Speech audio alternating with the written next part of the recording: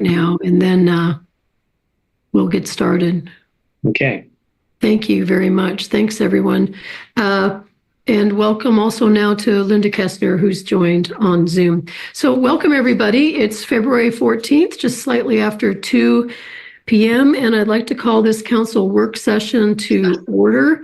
As a reminder for anybody on the call now or who might be listening in future, this is a workshop session. It's different than our council meetings in that it's designed for council to be able to have lengthier discussion on a couple of topics. Today we've got a few things to speak about, and it is not designed for public comment. Public comment comes at other times.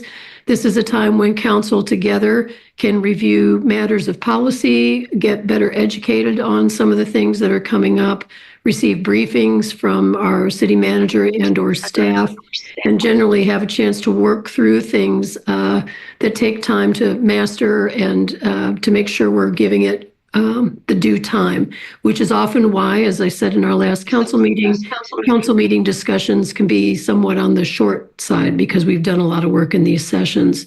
So that's the reason for today. I'd like to say I'd spoken with both Layla and Linda. I thought I might need to leave due to something urgent that has come up, but that has sorted itself out. So I'm here for the full meeting today.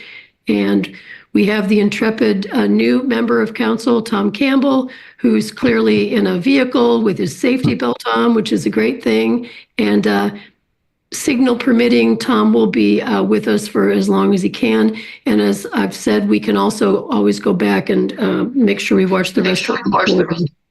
Yeah, if something comes up. So anything else for the good of the order before we open? Okay, so agenda, as you can see, posted on the city website. We'll be getting an updated financial forecast from Layla Aman, our city manager. She will also then, along with Dan Weitzel and Scott Gebhardt, be taking us through the drum roll please master fee schedule, which has been work that's been going on for quite some time. Jerry has some comments regarding rules and charter, and then we'll adjourn. We're planning for around 2 hours for this session. We'll see how it goes. Nobody intends to make things go longer, but we want to take our time and make sure we have good conversation on these topics today. Is there anything else anybody needs to bring up or state before I turn it over to Layla? Okay, Layla. Well, we've got Linda on video. That's good. That's some progress. Can't hear you, but one step at a time. All right, Layla, go ahead. All right, I'm going to share a screen. So bear with me here. More technology. All right, can you see the presentation up there? Mm-hmm. Okay, awesome. Get my screen's oriented. Okay, so the first item, as Mayor mentioned on the agenda, is going through sort of a financial forecast. And I think I should call this more of an update on the forecast as opposed to an updated forecast. So part of the budgeting process includes doing forecasting. We're just starting to do that work. But because we're anticipating approving, hopefully, the GMP, the Guaranteed Maximum Price Amendment to the Construction Manager General Contractors contract next month, I just wanted to kind of go back to the forecast that was in the current year's fiscal, for current fiscal year budget, and incorporate the 2023 audit. So when we did the budget last year, we didn't have the audit for the previous year, obviously, so we have that. And then I conducted a little high level scenario analyses. I thought that would just be helpful background and information for the council to have in advance of the anticipated GMP. So just to kind of remind folks again where we've been, where we're going. So we're here now. Said I would provide an update at this work session. So that's what I intend to do. And then the next step would be the approval of the guaranteed gross maximum price amendment to the CMGC contract. So we're getting closer, we're inching there. So I did a couple of the forecast scenarios. And so I kind of walked through all of this And then happy to answer questions as we go throughout, or just have conversation at the end, or both. So I did some forecast scenarios, and I think just to kind of touch on why do we want a scenario plan here. So in the budget, I provide a forecast, which is kind of my best estimate. And that is really kind of based on one projected future. And I think it's really instructive for us to consider what a range of future possibilities are so that we can anticipate and plan for them. So by the time that the forecast is published in the city's annual budget, I've done a number of scenarios. It's not just one best guess, and then that's what you're left with. I've actually done a whole bunch of different scenarios, looking at different expenditures, different income scenarios, to help inform that ultimate kind of guesstimate of what future, what it looks like. And that provides insight. Again, when you're doing these kind of scenario planning, it provides insight for the ultimate forecast that we'll put forward as part of the budget process. And that allows us to make more well-informed estimates, and allows us to sort of evaluate our choices and our options. It allows us to figure out how to establish goals too that are achievable. So that's just kind of the basis and the foundation for conducting these forecasts. And I thought it'd be helpful to share some of that initial work as we enter into the budget process, but as the council considers this GMP amendment. So I'm just showing kind of today sort of three estimates, and the scenarios, and the change variable that we're looking at is the transient lodging tax. So all things being equal, that, and the reason why the focus is on that is because that's the income that's pledged for the debt that we will be taking out to construct City Hall.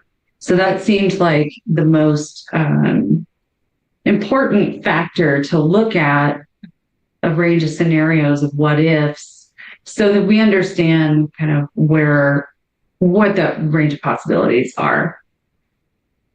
Each scenario assumes just sort of a flat increase in requirements. So that's the expenditure side. And again, we're just looking at the general fund, and then the TLT, transient lodging tax, is the change variable.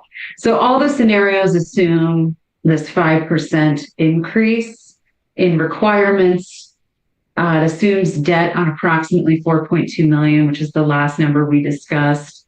And assuming we're kind of, again, trying to be conservative, a 20-year note with an estimate. Again, these are all estimates of 4.5% interest rate. So somewhere, and that actually yields about a $320,000 annual payment, but I modeled about $350,000. So again, just being conservative. And then assumes a base year assumption of $1.3 million in the base year being the current fiscal year, in transient lodging tax. And then the increases that I'll talk about in the scenarios are built off of that 1.3 million. And I'll talk a little bit more about that in a moment. So the measure that we're using is what we're kind of call the over-under, is what I'll refer to it as throughout the presentation. And this is what is either over or under the policy reserve number. So basically we look at all of the requirements, so all of the expected expenditures in the general fund, plus the policy reserve. And that sort of is the foundation of what we're required to have to operate. And so if you recall, we have a 25% policy reserve. We started it 2 fiscal years ago, and it increases 2.5% till it hits 25%, which I believe is fiscal year 29, I think. And so the amount of resources we have above that so it's basically saying this is everything we need to operate, plus our 3-month reserve, right? That 25% reserve, and then everything else on top of that or below that. So if you're negative, that means we have less than what's required to operate. If it's positive, then we have more than what's required to operate. Is that clear? Does that measure seem pretty clear and comfortable with everyone? Okay. So when I start showing you some charts, that ranges everything above all that's required plus the policy reserve. Okay. So I do want to just kind of go back, and I know the council's probably seen this now. It'll be the third time in as many weeks, but just to sort of, where does this $1.3 million base year come from? That was what we had estimated in TLT, the transient lodging tax revenue for this current fiscal year that we're in. We're pretty confident at this point we're going to exceed that just based on the 2 quarters we've received in TLT. But just to remind folks, how I came up with that estimate is in order to sort of account for the, frankly, anomaly that COVID created. We looked at the average rate of growth pre-COVID, which was at 11%. And then if we started in the year of, we had started, so like we hadn't had COVID and we just continued to grow at 10%, where would we be today? And that's where I came up with the $1.3 million number. And it's actually conservative. If you do the math, it's actually closer to 1.4 million, but I rounded far down. So that's where the budget estimate comes from. And that, again, was to help smooth out some of the anomalies created by COVID.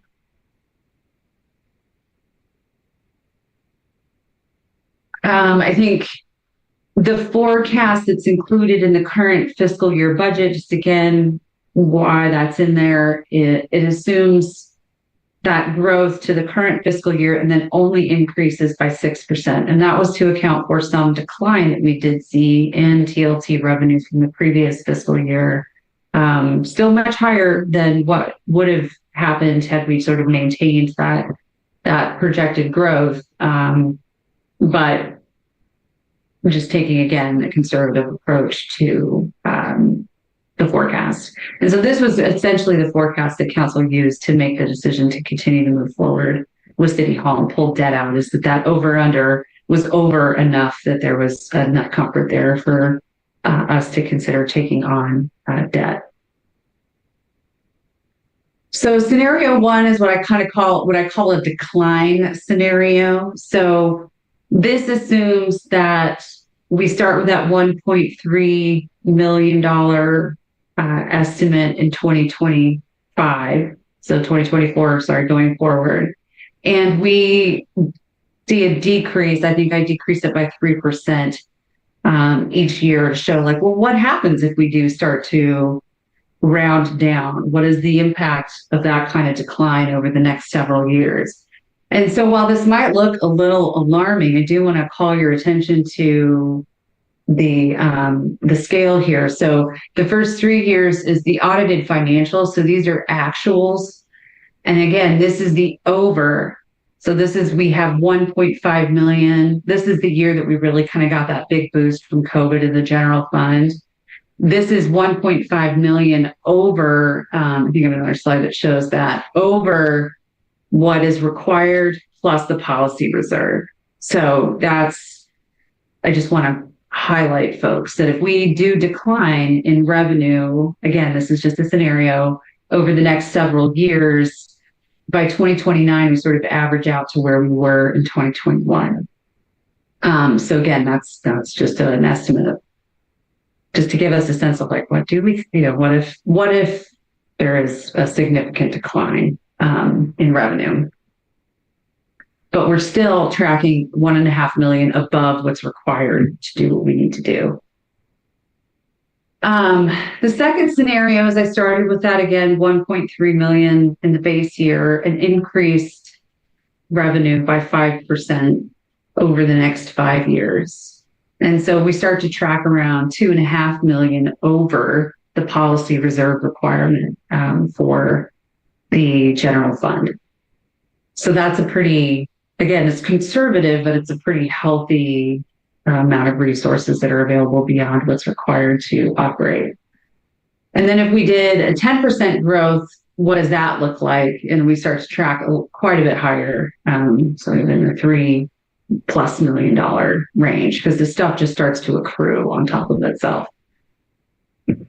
And so combining those together, you just sort of get the range. And this is what's useful to me because I did this and then I compared it to the forecast that I have already that's a little more fine tuned. And I'll show you what that looks like in a moment.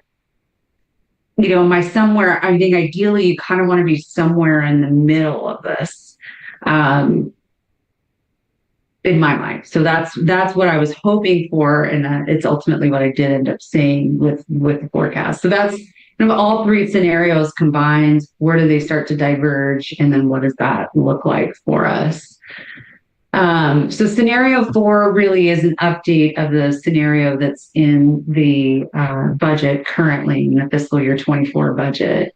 So I started with the fiscal year 24 forecast. I updated the revenue and expenses are a little bit more fine-tuned.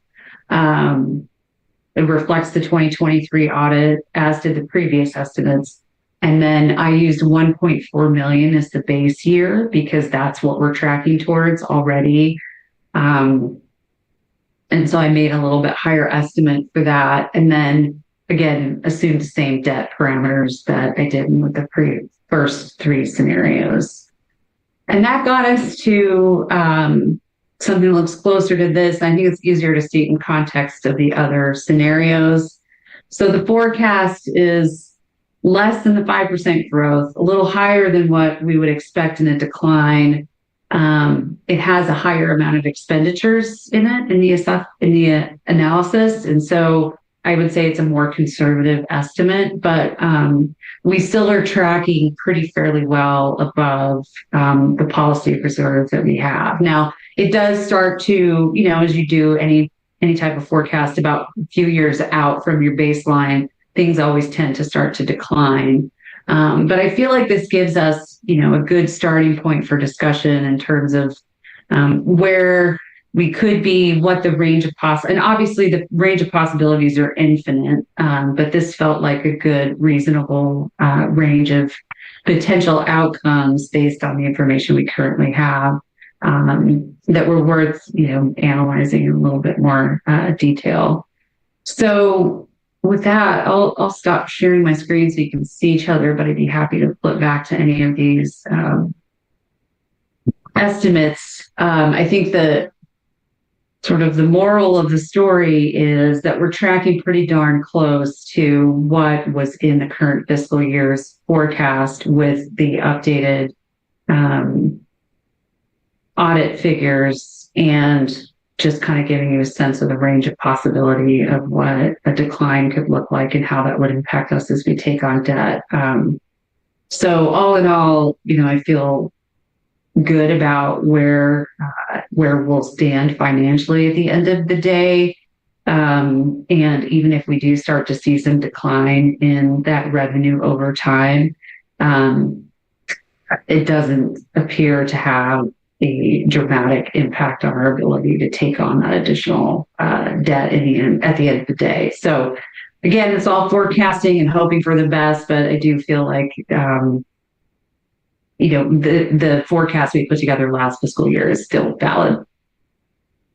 So I hope that's helpful. I'd be happy to answer any questions or get any feedback or comments from all of you. We have had, just for folks that are watching, we have had a discussion with the budget committee already about the forecast, and I got some really good solid feedback from the budget committee, which includes all of you, that will be incorporated into the forecast for next year's fiscal forecast. But happy to take any comments or questions or feedback on this at this time, but hope this is helpful and helping set you up for the GMP next month.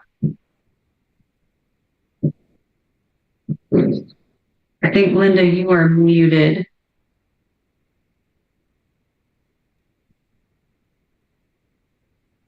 I still can't hear you. Am I the only one that can't hear? No. You're on mute, Catherine. Excuse me.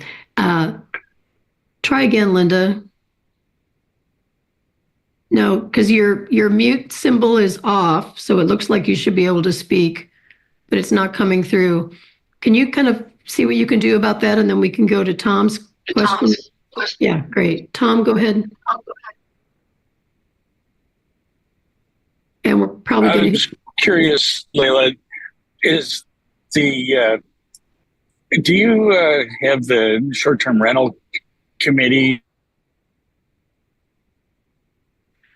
Oh, well, I had a think we feeling that lost would him. happen. Yeah, he dropped. Yeah. Now So he's back. There we Try go. Are we on? Yeah, try We can hear you, Tom. Are we there? Okay, so do you communicate either directly or via the short-term rental committee with the management companies to understand what kind of experience they're having during the various quarters of the year? Yeah, that's a great question. So I think what I heard was, do I communicate with basically operators who are engaged in renting short-term rentals? Is that right? I'm going to assume that's right. So yes, I reach out to at least some of the operators that I have connections with to ask kind of what their experience is, how are trends, what are things looking like in terms of revenue. And that's just one of the many data points I use when making the forecast estimate.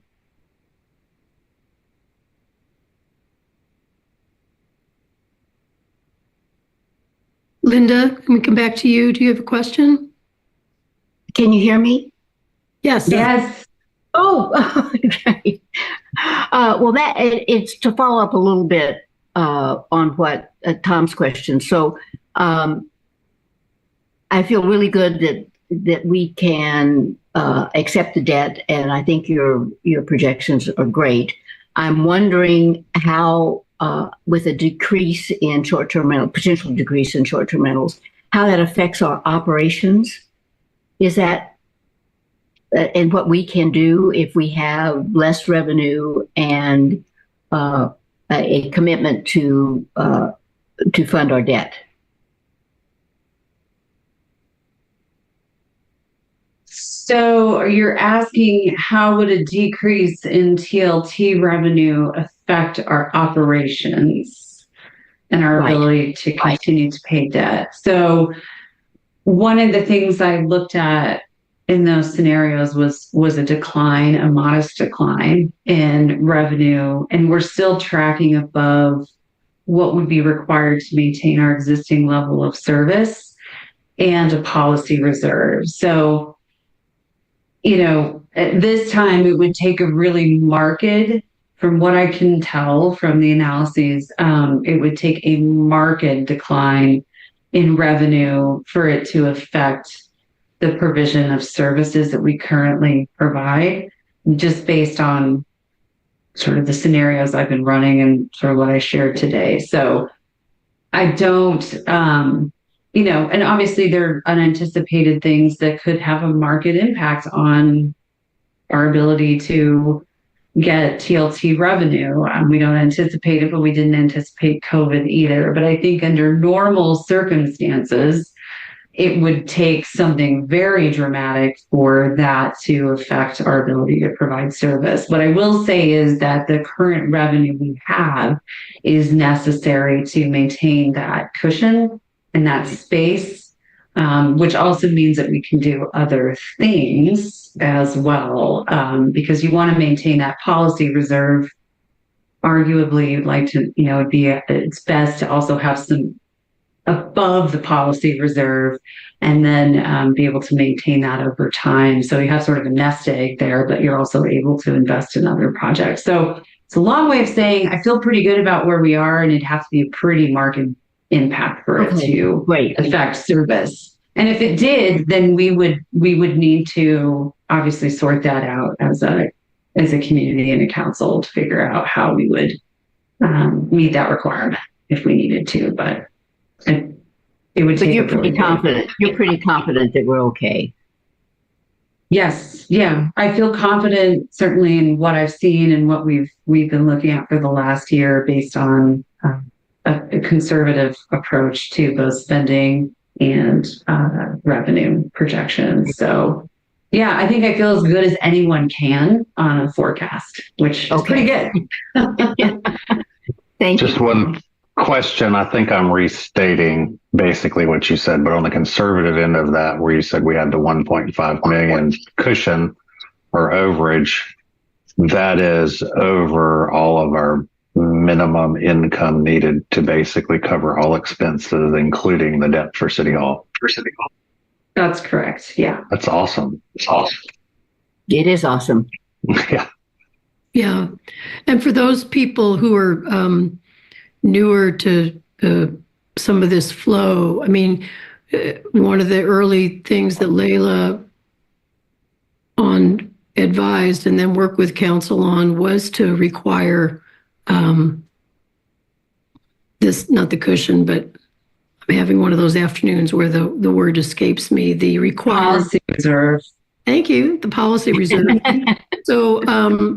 So I think when you also have the benefit of comparing, to years prior, you feel even more solid about it because we've got actually required amount that's kept, and that's smart and prudent. Yeah, and I think then the forecasting piece is interesting, and it's not unusual, and it's normal. When you're approaching any situation where you're taking out debt, you look at it very carefully. You look at the upside and downside of it, and we wouldn't have voted with the full budget committee. We wouldn't have voted as we did in council if we didn't have confidence in these numbers.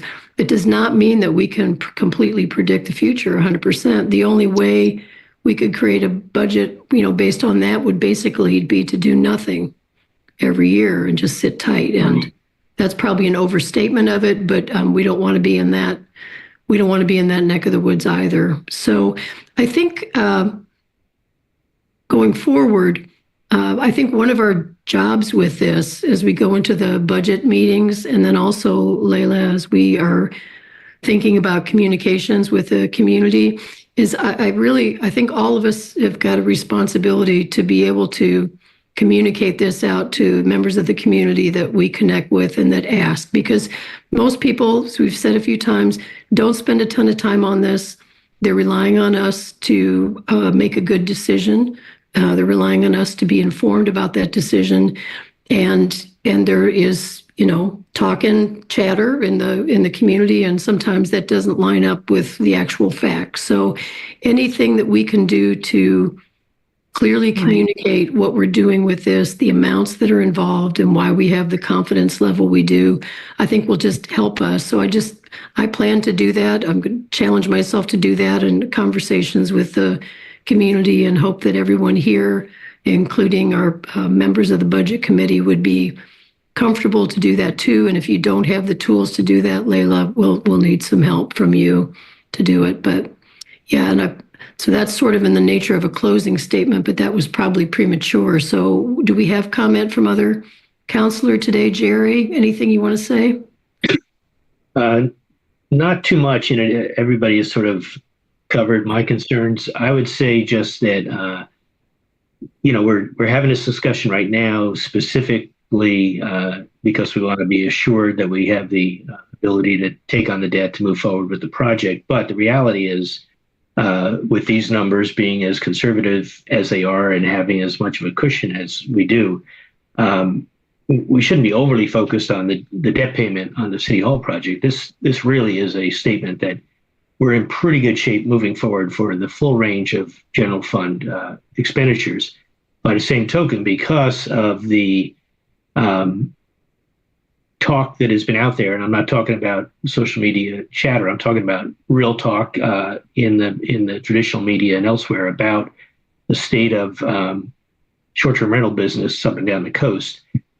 This is probably an exercise we should go through pretty regularly. I would think, after we move forward on the City Hall project, and after we're making debt service payments, we will still have a need to pay attention to the short-term rental environment and how it's impacting us. So I would just hope that we could sort of institutionalize these kinds of projections and comparisons going forward. I think that's probably what you were planning on doing anyway, but this is the first time we've ever really done it, I think, in this level. So I would hope we do it almost annually. Well, we do it by default when we do the budget. Yeah. So I think it's more, I think maybe what you're saying is there's more of a more in-depth discussion about it and more understanding the behind the scenes work that it gets Layla to the budget recommendation that she makes when she presents that budget to us in April. So yeah, I think that's good. Other comments? Linda, anything else? No, I think we're in fine shape. Brad, anything else? Nope. I think we're in a good spot. Okay. Thomas, anything else from the vehicle? Nope, not a thing. It's snowing like the dickens up here. Okay. Safe driving. Drive safe. Yeah, drive safe. Okay, Layla, anything else you want to add to that before we move on? No, I appreciate the feedback and look forward to hopefully talking to you next month in March. Great. We are too. Well, I'll talk to you either way. Just depends. Yeah. So the next thing we've got is the master fee schedule, which if you haven't been following this sounds like another one of those, what in the heck is council talking about? So I know Layla will give us some background on that, and we are going to spend some time on history because it's another example of work that's been going on for quite some time. And I do actually want to give a shout out to former Councilman Steve Nuttall, who was passionate about recovery of cost. And I can still remember in some of my earlier council meetings in the audience when he would talk about that, and I literally was sitting there going, I don't know what he's talking about, but it was a good way to start to learn. So there have been a number of councils and a number of counselors that have been working on this since Layla's arrival, and a lot of good staff work that's gone into it too. So I'm going to turn that over to Layla now. Thank you. Thanks. Scott, are you going to run the PowerPoint? You want me to? Could you run that, please? I have two screens and I never continue to get it up. All right. Bear with me a moment then, and I'll get that going up. So thanks. Yeah, I want to, as I'm getting this prepared, acknowledge that both Scott and Dan really led the charge on the specific fees that are being proposed today. So it actually represents months and months of work, years upon years. It always ends up being this way when you get to the finish line. You're standing on the shoulders of people who are no longer either sitting in elected office or whatnot. But fortunately, the staff are still here that started this journey with me. We probably started talking about it in earnest last year, and then I gave Dan and Scott some direction, which they followed and really came through with like what you have before you today. We've been sort of running up to the minute. So there's a staff report and a proposed fee schedule that were posted on the website today, a little later than I normally like, but they're up there now. And we anticipate having a couple of discussions about this. So just for folks that maybe weren't able to see that. So I'm going to share my screen and then going to hand it over to Scott and Dan for the most part. All right. So do you see the master fee schedule presentation there? Okay. So quick overview is, so if you have we didn't put all the specific fees in here. I'll say that from the beginning. So there is an attachment that's again posted on the website. City Council received a copy of today. And this is how those fees are in order. So they're by kind of section. So we have land use and development fees, short-term rental fees, water utility related fees, system development charges, right-of-way and other public works permits, some administrative fees, and building permit fees. And so we're going to go over high level all of these, but again, the details are in the attachment that's the draft master fee schedule. So the outcome I'm hoping for from today's meeting is just for you and for community members, but particularly for council, to have an understanding of what we currently charge for, what those charges are, and what we don't, because we are proposing some new fees. understanding of who pays for what and what they're paying for. And then we'd like some initial thoughts and direction from you on proposed fees and changes.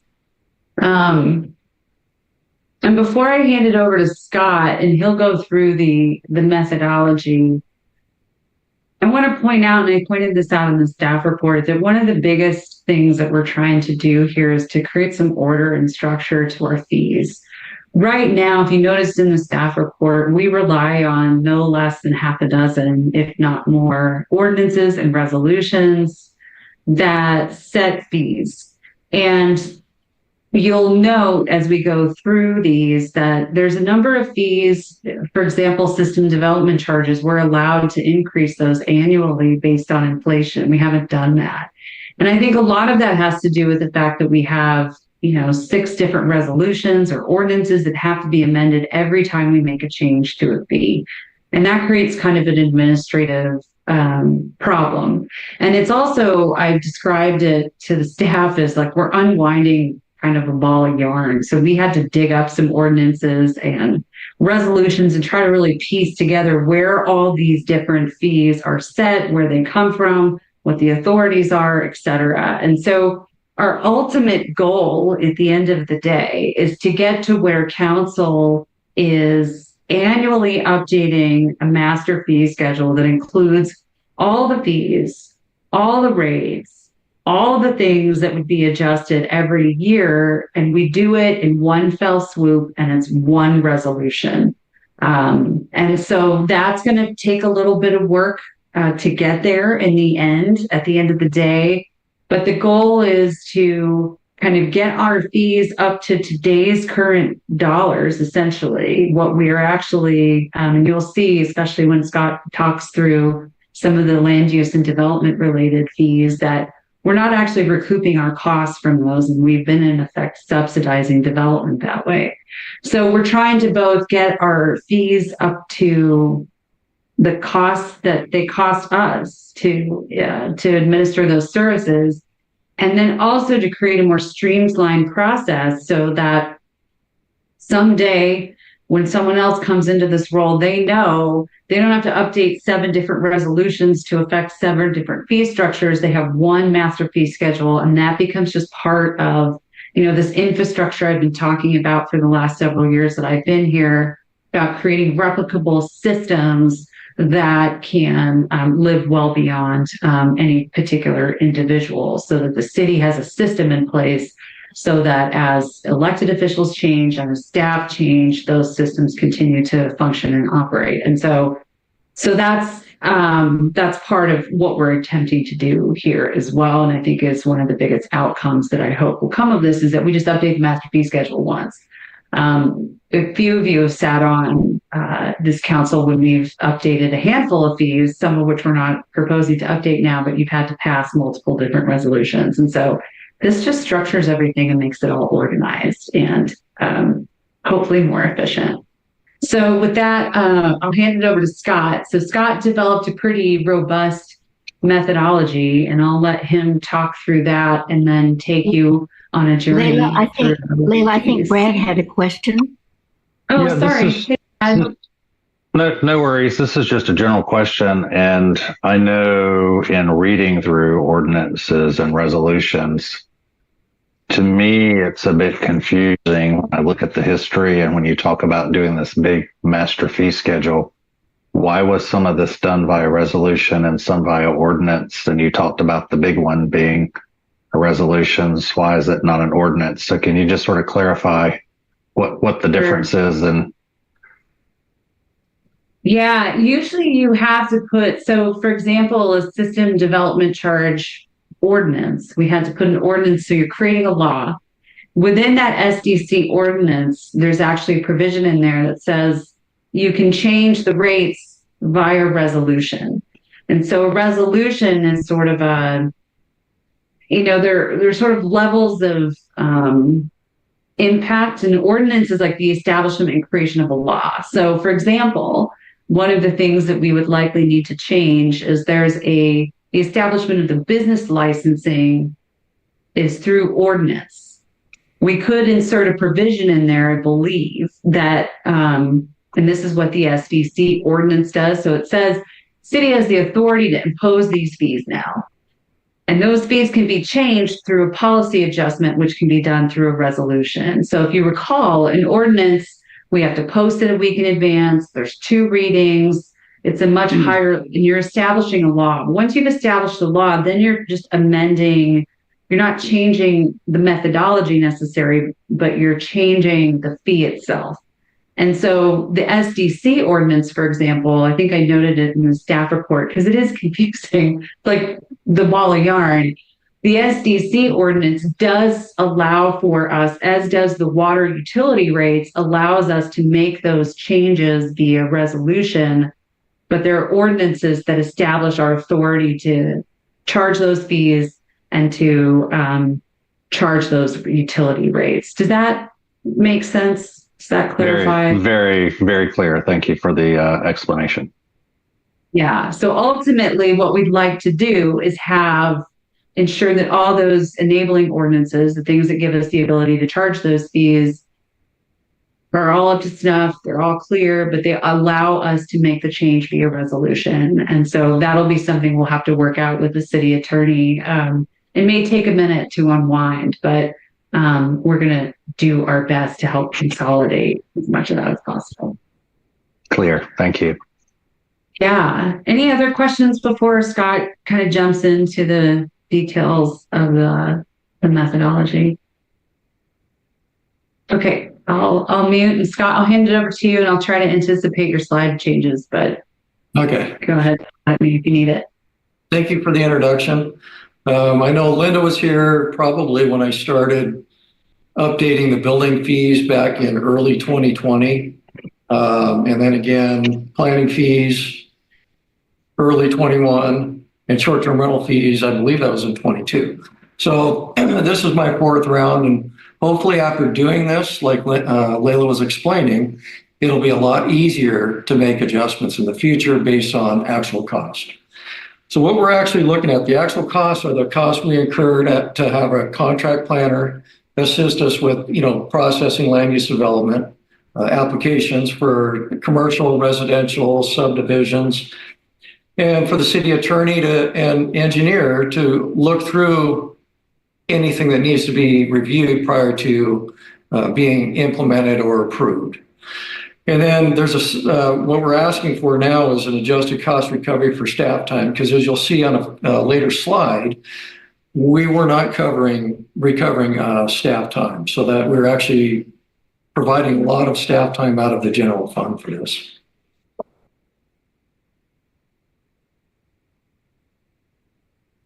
Okay, so why increase the fees? Basically, like I just said, we're going to cover the cost of the city contract planners, the attorney, engineer, and staff to help guide the applicants through the various land use applications.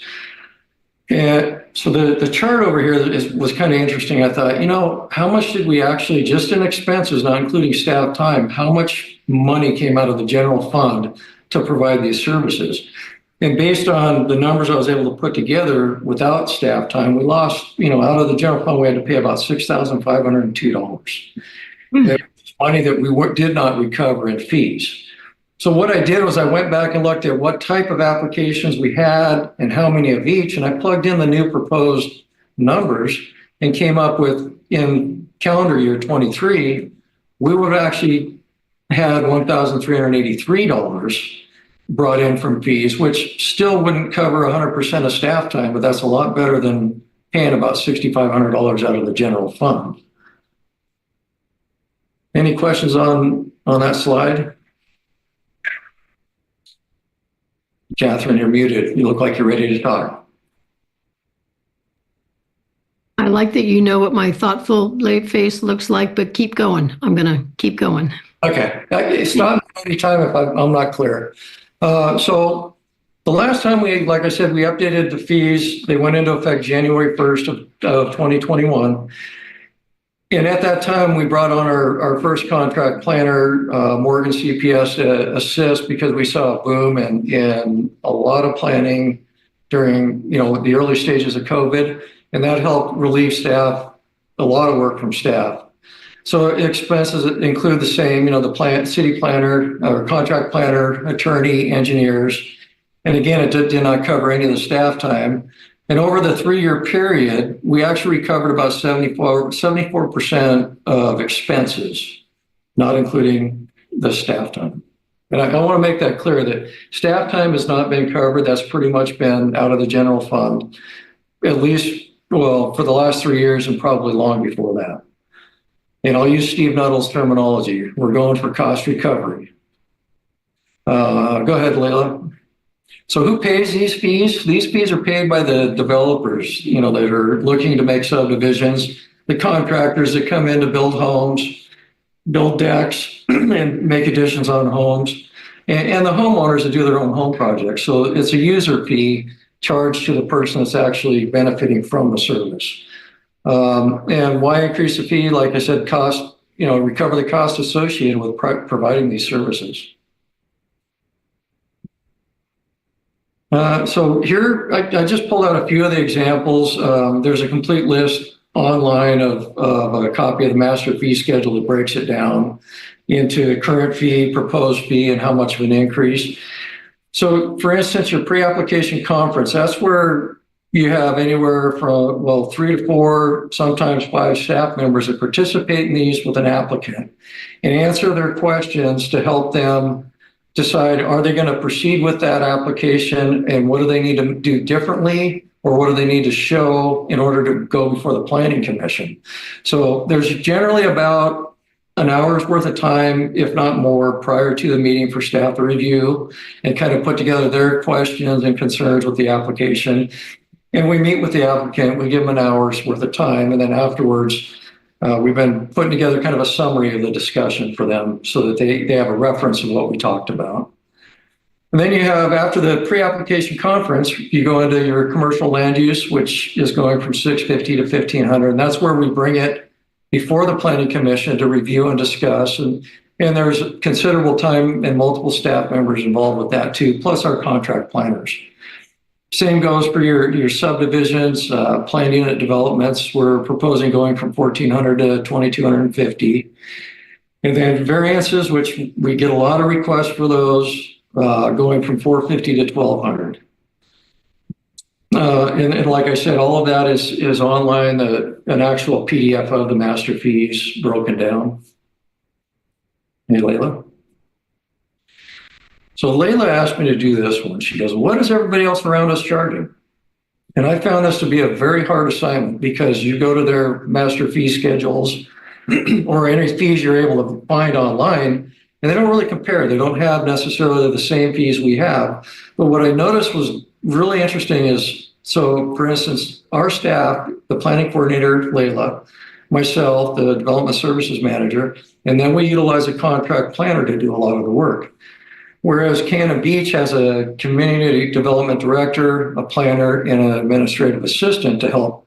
It doesn't look like either one's, Cannon Beach or Seaside, utilize a third party for services.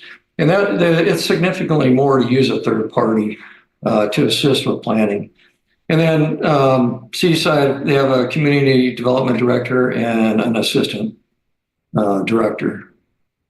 So it's really hard to pull out, compare apples to apples with this because they may not charge, like Cannon Beach doesn't charge for a house or mobile home, and it doesn't look like they charge for commercial, or I was not able to find it. So Scott, you found the biggest variance in the cost between Cannon Beach, Seaside related to Manzanita based on our use of basically contractors and consultants to do some of the work versus staff. That was kind of my conclusion. It looks like they have the staff on, so they're not paying a consultant to do a lot of this. And if you look at Cannon Beach updated their fees in 2020, and from what I could find, Seaside updated theirs in 2009. So I did compare two others, but they were so far off the charts, I don't think it would have done any good to compare it.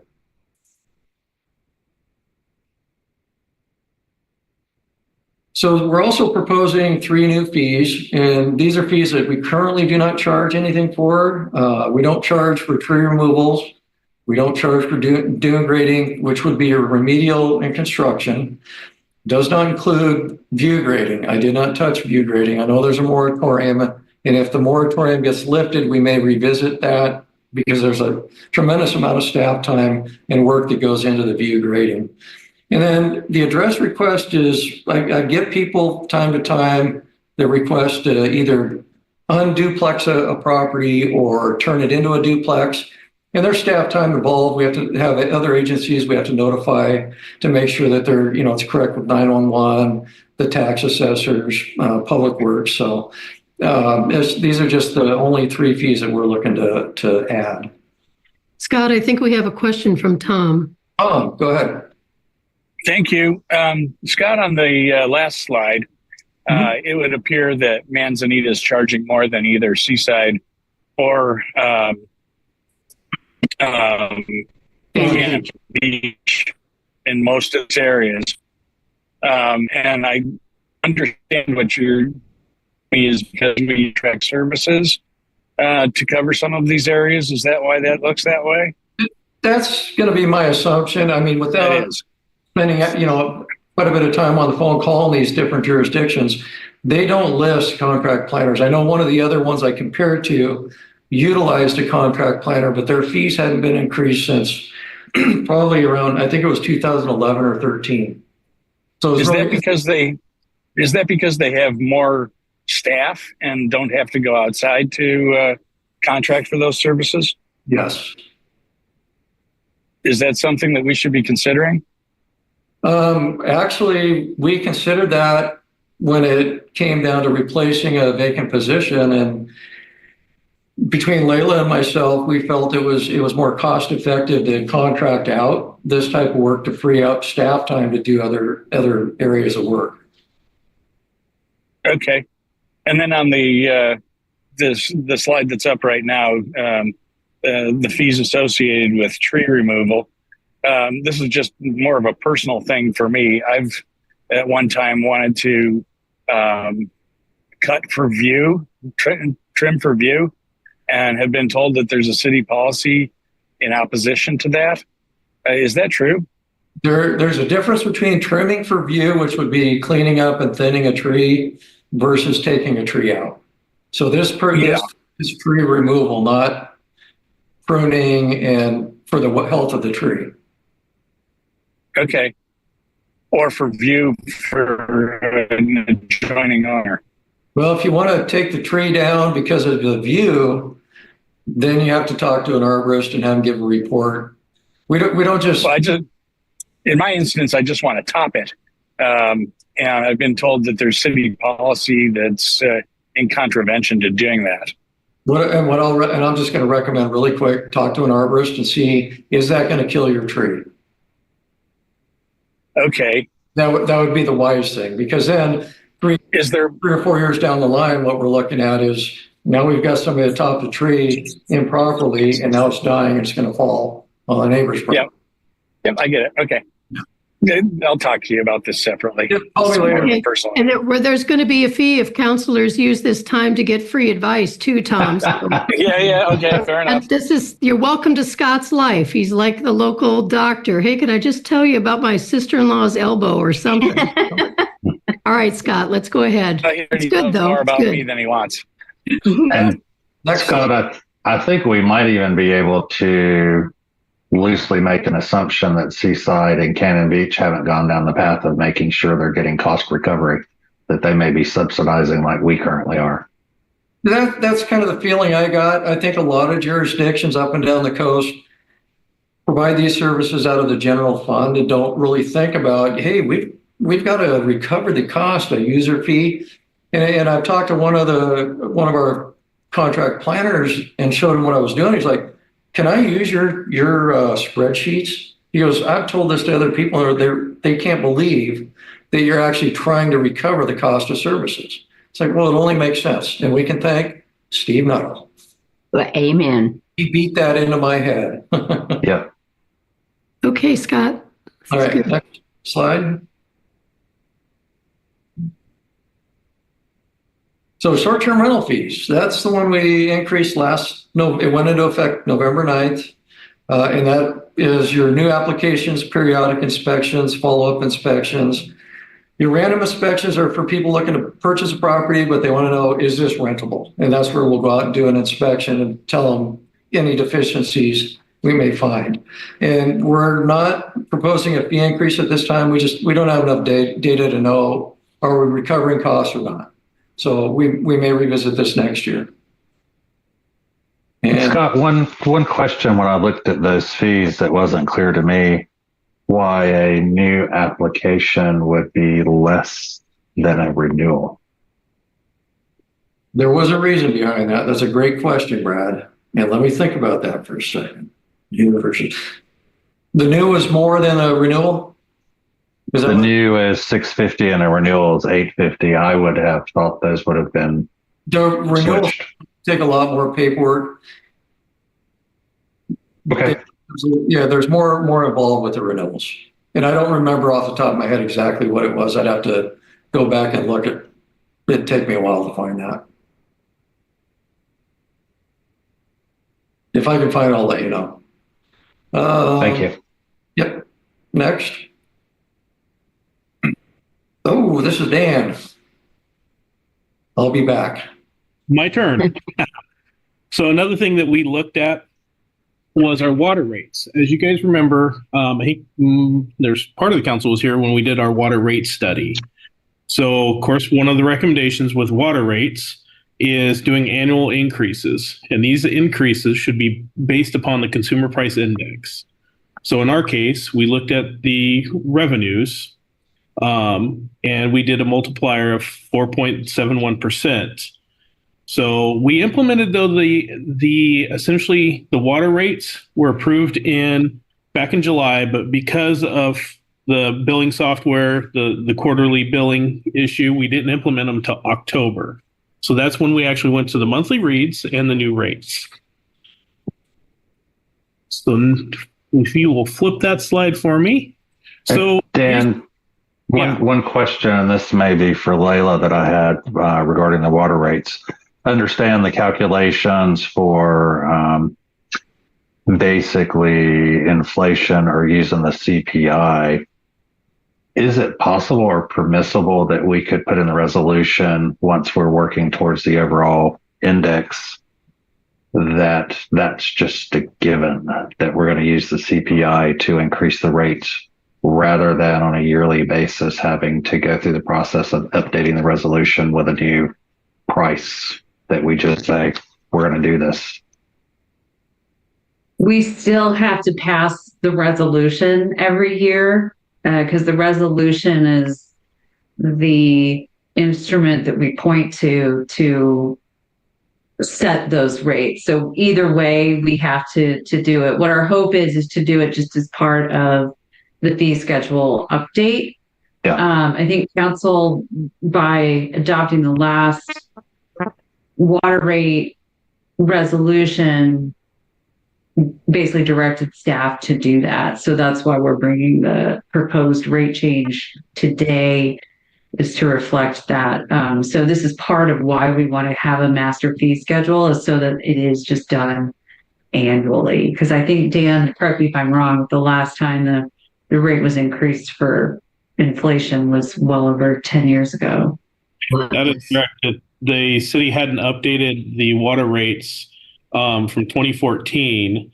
And so by the time we got to essentially 2022 with no increase and running our numbers where they are as far as budget to income, that's where we said, okay, it's time to do the best thing to do is do a full rate study. And that's where we contracted with OAW to do it. One thing with the CI or the consumer price index is it varies. So it will vary in the coming years. We might see a little bit more, or we might see less. My hope is, of course, we see less on the consumer price index increases. So that will vary the water rates if by doing that. That kind of answer the question for you, Brad? It does. I was just always looking for some way to streamline things without having to do additional work. One of the things I love that. Yeah. part of this whole process, I do have to say, is Scott put together a nice little spreadsheet, and we all kind of added little bits and pieces. So we now have it to where we can essentially like drop in the CPI, and it automatically does the math for us. So Yeah, and not 7 resolutions a year will make a difference too. yes. So one of the things I just want to point out is with the 4.71, you can kind of see I just took residential, essentially the 5/8 3/4 meters for both residential inside and outside and commercial. And you can see the increase is roughly about $2 and change on the typical residential base. And it increases it roughly about 45 cents, as you can see on the your structures. So it's not huge, but it is a little bit of an increase. And it sure beats doing this than waiting several years and then hitting the folks with one huge big incline. Mm-hmm. So any questions on any of the base or any of the rates there? Yeah, I do. And it's a timing question. Can you go back to the prior slide, Dan? Mm-hmm. Well, Layla can for me. Layla, thank you, Layla. Yeah. So I'm just trying to make sure I have in my mind when we'd be making increases to the water bill, again, to water rates to cover our costs. So my recollection, which may be incorrect, so that's what I'm looking for is clarification here, is that so the rates were adopted in July. They were actually implemented in October. Am I wrong in remembering a conversation where we said we actually were not going to do the increase this summer then because of the length of time it took to get everything up and rolling? Or is this proposal on the next page for this next fiscal year? It is for the next fiscal year. This would be part of the fee schedule that would be adopted to start in July. Okay, am I just completely misremembering that discussion in council? I'm not sure. And counselors, please, if the answer is yes, Catherine, you are misremembering that, it'd be good to know. I don't remember that particular conversation. I do remember having a conversation about needing to delay the implementation of the raise that we agreed to last summer. I think you're talking about a different issue. But it does beg the question, if you have a rate that went into effect in October and you're looking to adjust it annually, would you adjust it prior to October? No, I'm saying we're not doing anything today. I know we're not doing anything today, but when are you hoping to have the master fee schedule voted on by council? So our hope would be to do it so that the rates would go into effect July 1. So that would be the ultimate goal, is to bring the master fee schedule every year to council, March, April, and then have it adopted, but it wouldn't go into effect until July 1. This year might be a little bumpy just because we have a lot of yarn to unwind. Mm-hmm. So new water rates wouldn't go into effect until July 1. I think it's a reasonable question to ask, and this is the right time to have this discussion, is because we weren't able to implement the water rates until late fall, folks have not yet had the experience of the summer billing cycle, which we do expect to be higher. I think, Dan, correct me if I'm wrong, but on average, the residential users, non-short-term rentals, I think saw about a $9 a month change. That might be different in the summer because we did reduce the unit amount that comes with base rate. So this is a good time for you to have that discussion and to give staff some direction on whether you feel like.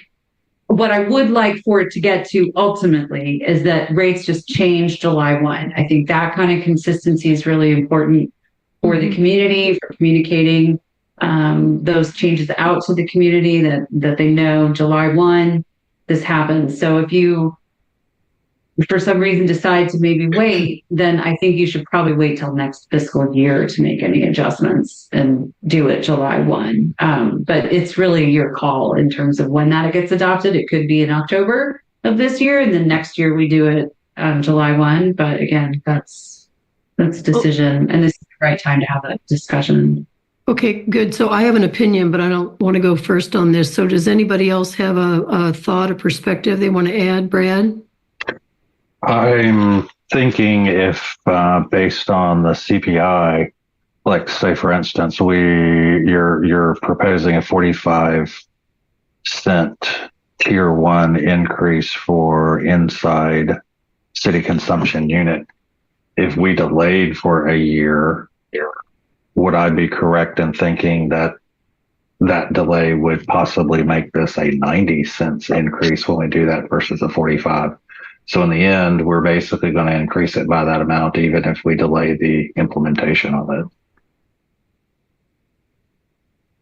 Well, Dan can jump in here, but I think the tidiest way to do it is you would just go with what your existing base rate is and then increase it next year. So it wouldn't be cumulative. It would just be whatever so CPI next year is 5% or 3%. That would be the increase, not a cumulative based on the delay.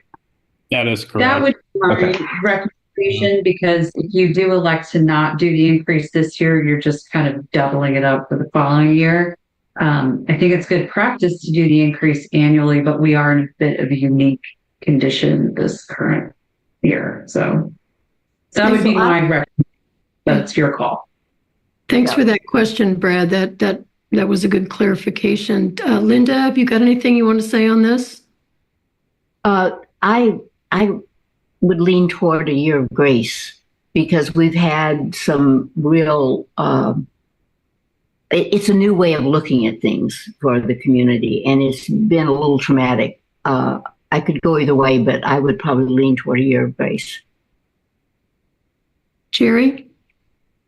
Well, I think for me, the inflation adjustment is a separate issue from the overhaul of the rate schedule that we put into place last year. I mean, that really changed the way we do business with a different base rate and encouraging conservation. And we talked about, differentials between residential and business and where STRs fit in.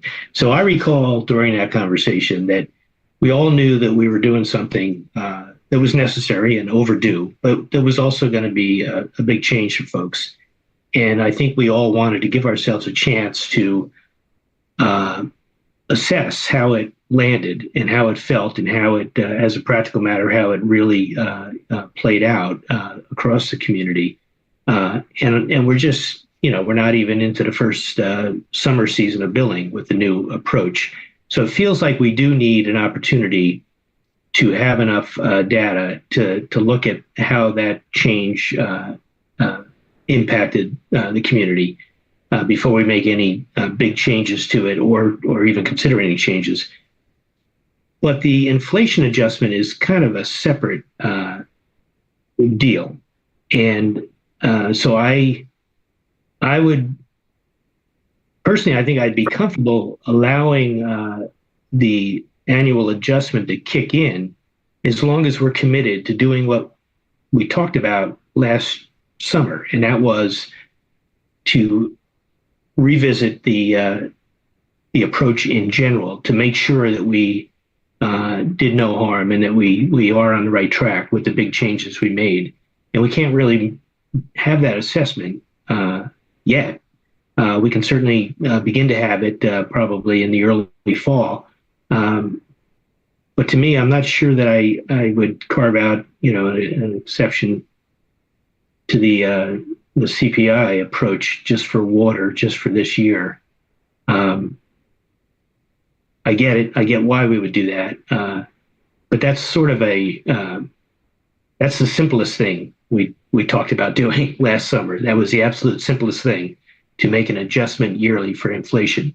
The more complicated things we did, those are the things we're still trying to figure out, how did that land and was it the right choice and can we do it differently? So. Yeah. I see Brad's got his hand up. I'm just going to ask Tom if he's got anything he wants to ask or weigh in on.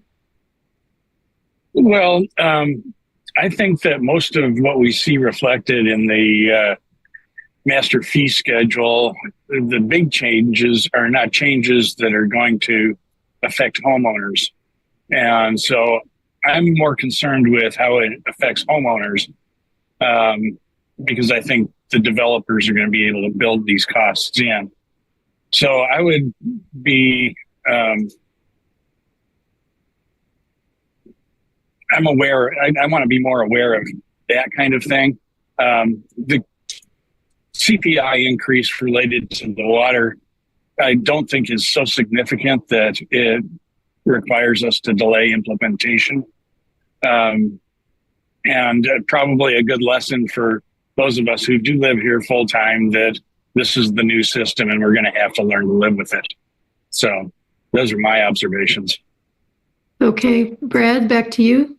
Yeah, my questions around potentially delaying this implementation and what the impacts would be. So I think, Dan, and correct me, that basically with the new water rates, you feel like we're covering our cost related to basic day-to-day operations of the water system.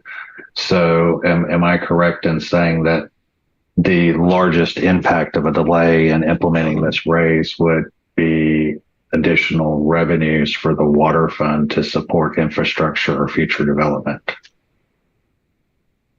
Yeah, that's what I would actually say, Brad, is this year again, we, as of last year, I try to run a very lean budget, and we're in the budget phase now. So I would probably defer to Layla as far as the, for the financial forecasting side of it. But there's enough there that, yes, it does support our current budget. So I have a suggestion, and this is exactly why we're in workshop. So this is great. I'm going to suggest and then ask for some feedback from Layla. I'm going to suggest that there's enough conversation around this that we won't leave this meeting knowing for sure whether we'll pause or not. But there's a significant enough thought about skipping this 1 year of CPI for this fund only in July and getting us onto the first CPI increase the following year.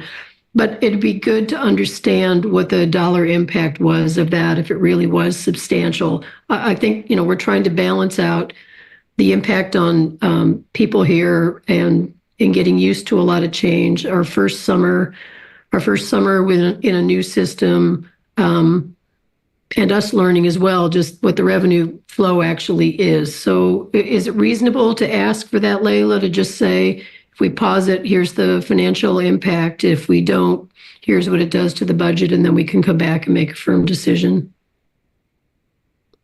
Yeah, I think so. Dan and I can put our heads together, and I anticipated we would have another work session on this, at least one. So we can bring some additional information back for council next month to show kind of maybe that incremental difference. So if we charge CPI, we could expect this additional revenue. And if we don't, this is what we won't have. I do want to emphasize that, Dan's done a great job running a lean organization. His resources have diminished over time because inflation has not, rates have not kept up with labor and inflation. So we're fine from being able to continue our current service levels. We feel confident in that. So I don't think it will be can we operate the water system or not? It's just whether or not we would sort of start. One of the things we want to do from a policy perspective is much what we did for the general fund, which is establish a policy reserve for the water fund to get ourselves in a position that the general fund is. We want to get the water fund in that position. So, but we can crunch some numbers and provide additional input and additional information for council next month to continue this conversation and show kind of what that impact would be. I think we're already feeling good about what we're seeing with revenue from just even since October. So we'll be in a better position than we anticipated being when we did the budget last year already. So I just want to emphasize that the water fund is in good shape. It's getting in better shape. My guess is that the reduction, if we don't do the CPI adjustment this year, it will have an impact, but we're still in a better position than we were last year. But we can give you some more solid information about that next month. Let's do that, and then we're making a more informed decision. And I think balancing the community, the newness, really, and running the water fund in such a way so that we're not running too lean is also in service of the community. So it's not a one or the other. It's both. But I think having the numbers would be helpful. And then Tom, do you have a last comment on this before we move to the next slide? Yeah, I just had a request, which is between now and the next meeting. Can somebody review the meeting minutes from when we adopted the changes to the water fund and see if is accurate and implicit that there was a promise that those wouldn't be touched this go round? Yes, we can. All that. Sorry? Could you repeat that for me? Sorry, I didn't catch it all on my end. Let me try and paraphrase since Tom's in the car, and it's a little harder to hear. I think what, Tom, you can just give us the thumbs up. I think what I heard you ask was, let's go back and be very sure from council meetings and public discussion that if we made any commitments about when we would be raising it, and we're not going to keep those commitments, that we understand it. That's all. And that's probably raised by a mistaken memory on my part, which happens sometimes. So I require people's help if I get off the track. Okay. We all do. Okay. All right. Tom, everybody, thank you for the discussion. Dan, thank you. Is it still Dan now on the next slide? Still me. All right, Dan. Yes. There's more. Oh, you're not done. So some of the fees, though, we are increasing and decreasing that we already currently have in place. One of them that we went back and reviewed was essentially it's a delinquent notice.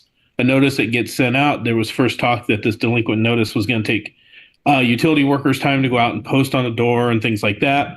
We reviewed it and said, no, that's really not needed for the delinquent notice. So we were currently charging $20 for a delinquent notice, and it's going to get rolled back as a suggestion is to $5 for that. And that's just to cover labor costs and stuff is all that fee is for. So the other thing is the meter installation fee, that's based on what we have to pay for a water meter, a meter box, service materials, things like that. The other thing is we're adding time in because it does take staff time to go out on somebody that's having a house built, and what we call live tap a lot of times, which is to tap the water main, run the line up, set the meter.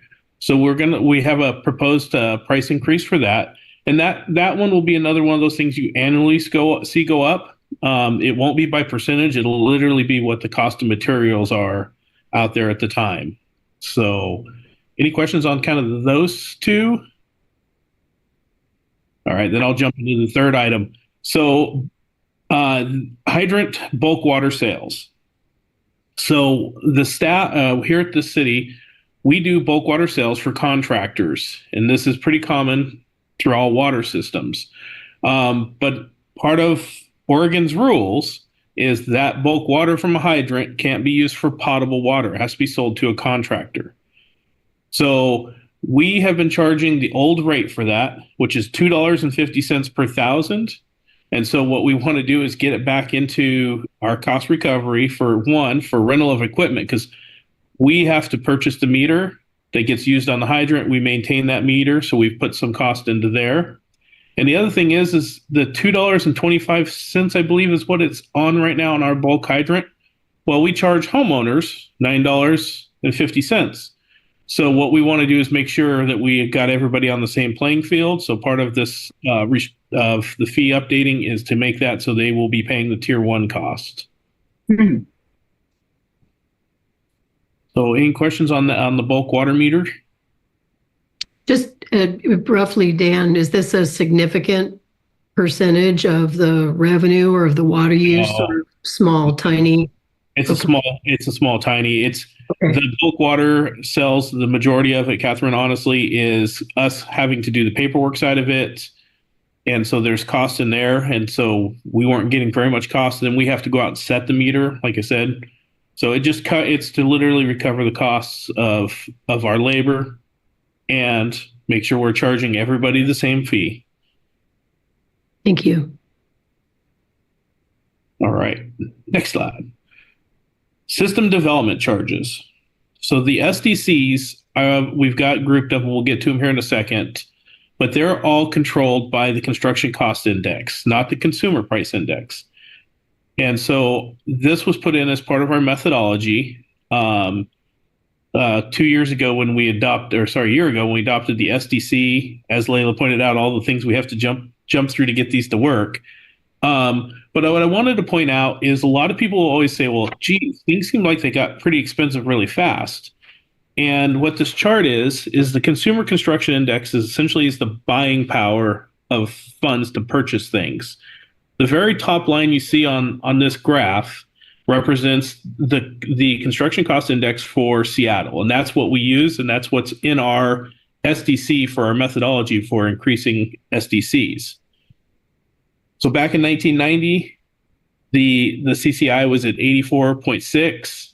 In 2009, it increased a little bit to 96.3.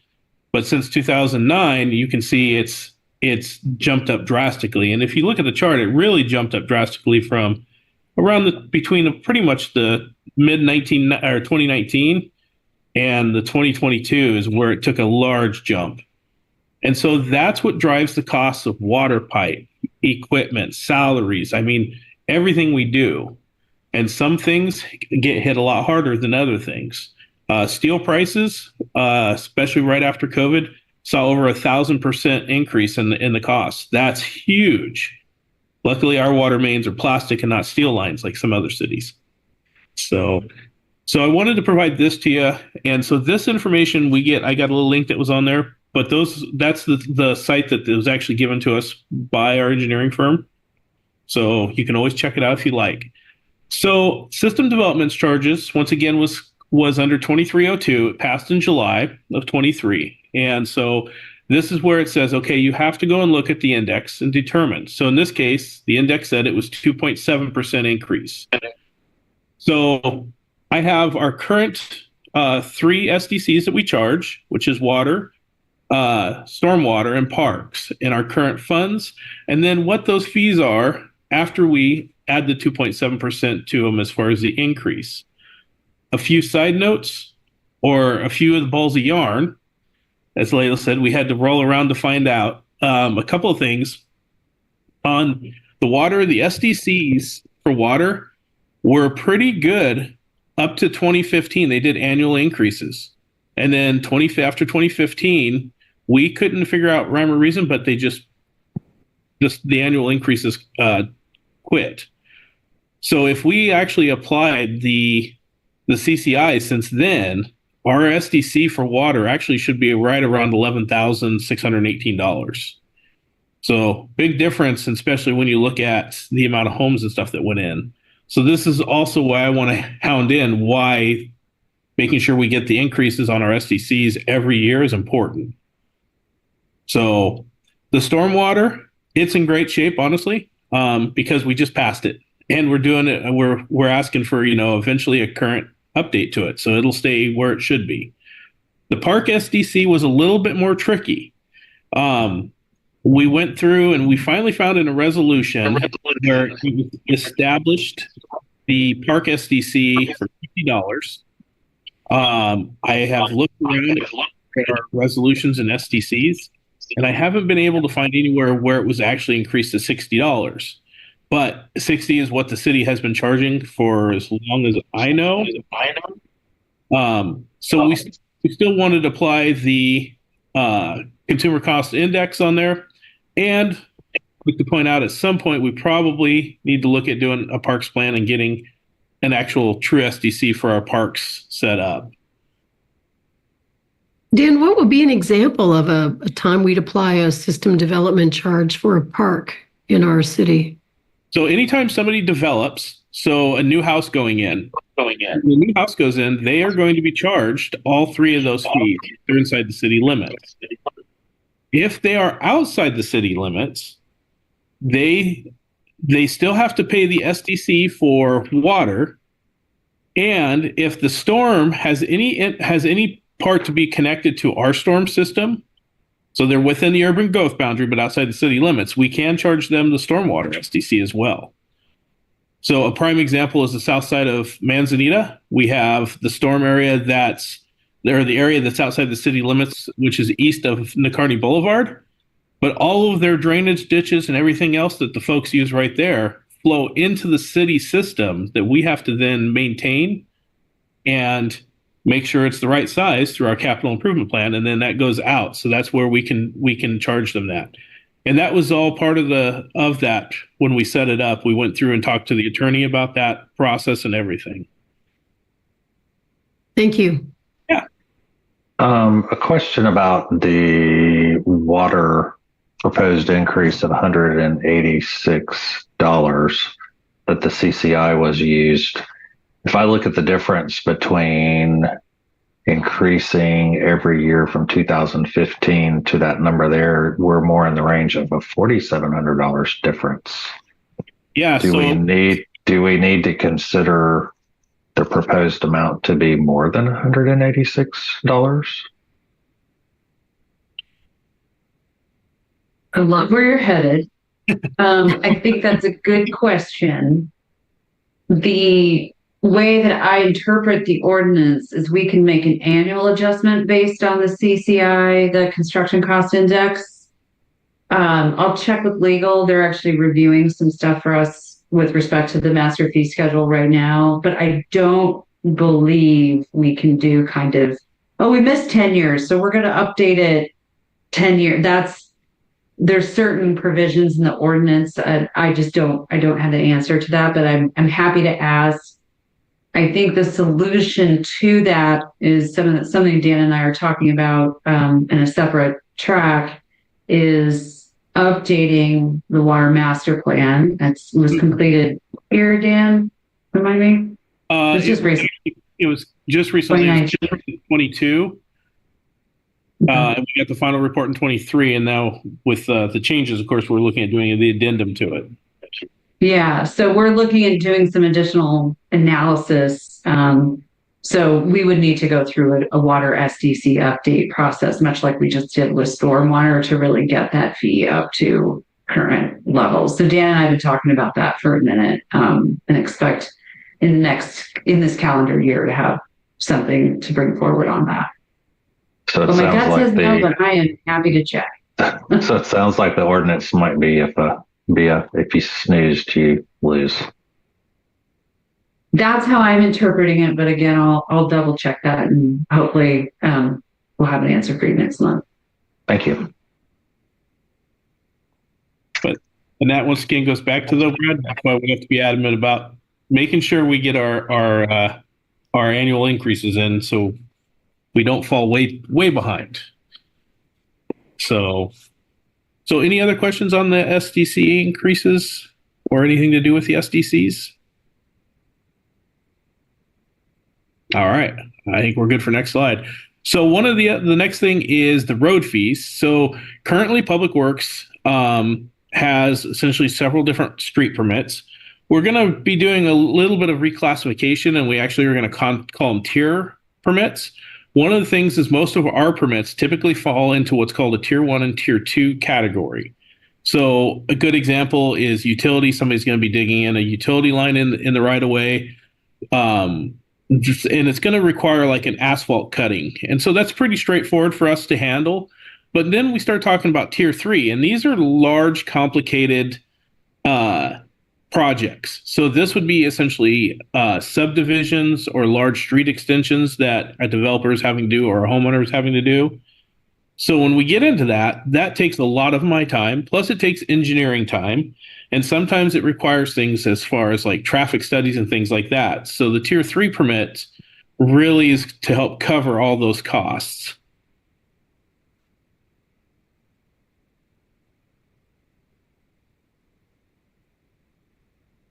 So any thoughts, any questions on the road permit side of it?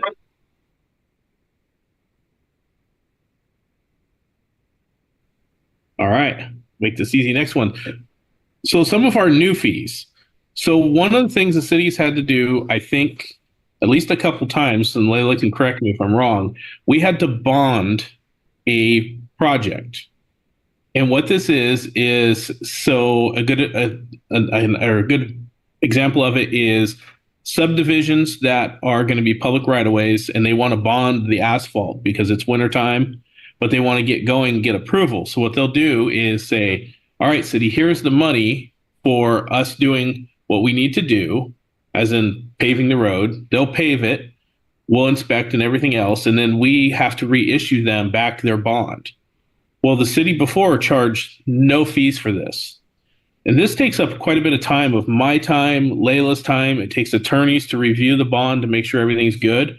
And so what we're looking at is essentially creating a fee to cover the cost of that bond.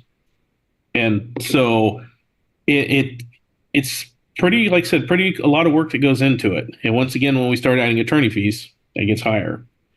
The other thing we are looking at doing is creating a small fee for use of some of the equipment that people want to borrow from Public Works. So like cones, barricades, our metal detector, because this takes staff time to essentially arrange for it to be taken out, picked up, looked over, and then sometimes it's just wear and tear on the items. So we've created a small fee that says, okay, you want to borrow these three essentially basic things, there's a small fee involved with it. Anything on that one? Pretty straightforward. All right. Just that I wish I'd known I'd had the opportunity to borrow some of these things for free. Had no idea the city did that. So that's nice. All right. I think next slide. Traffic control plans. This is another area that's new. So right now we require essentially traffic control plans when it comes to some of the developments. So Public Works, though, we really should be requiring them on some of the major street things as well. Once again, you see a tiered approach.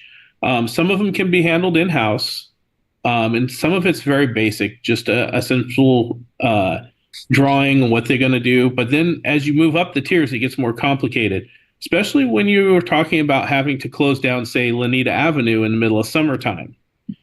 So if there was a utility company that had to do that or some type of major work, essentially that's where more of a tier 3 approach would be needed. These aren't for emergency repairs, where these are for planned things like somebody wants to run a sewer line out into the middle of the road.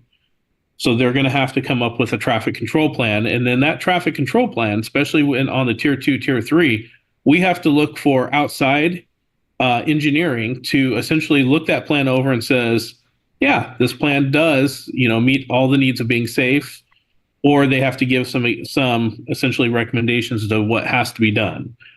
Once again, this is all new fees because we never charged for this before. We would always have to rely on the essentially road fees, which is your general fund fees to pay for it. Dan, how often do you have a tier 2 or tier 3 kind of event in town? Not very often. And Okay. I've been seeing a lot more, Catherine's, of the not very oftens happening. For the longest time of several years, I didn't have to do a bond. And then we had, I believe, 2 of them back to back. And so, especially with developments and stuff, that's where tier 2 and tier 3 traffic control plans will come into play more. Okay. Would you, just in I terms can of, remember. sorry, I go can ahead. remember an unusual case when we had the movie people here, and we had to close down Lanita, and we couldn't figure out how to charge. We knew we needed to charge them. We just then they were going to close Lanita. We didn't know what to do and how to make that happen. So this would give us guidance, and it would be great.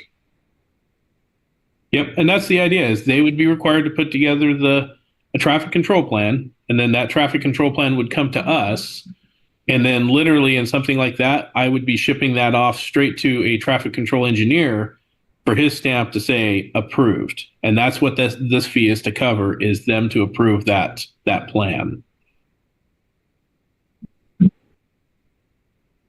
Okay.